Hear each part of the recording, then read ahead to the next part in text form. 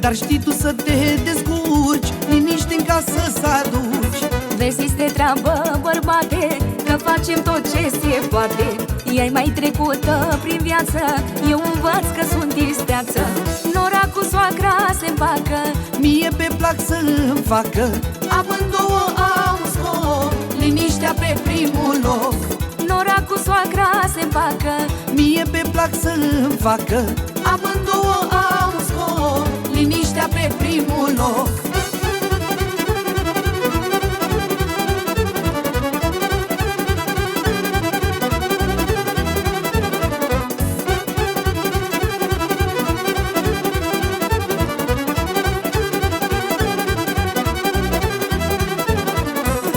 În lume sunt multe rele, ne strecurăm printre ele.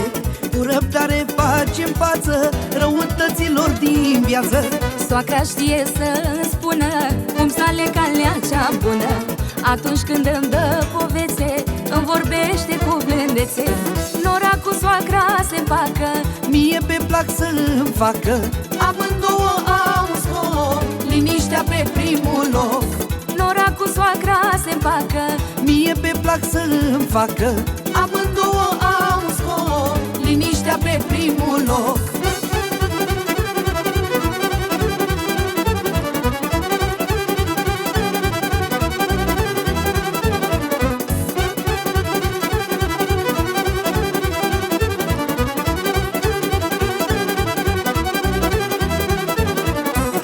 Mama mult a întâmpinat și din greșeli a învățat, că a fost noră cândva în casă la soacră sa. N-am în casă poamă acră, că mie mamă, nu mie soacră. Ne înțelegem din priviri, chiar de-avem nemulțumiri. Nora cu soacra se împacă, mie pe plac să-mi facă. Amândouă au un scop, liniștea pe primul loc. Nora cu soacra se împacă, mie pe plac să-mi facă. Amândouă au un scop, liniștea pe primul loc.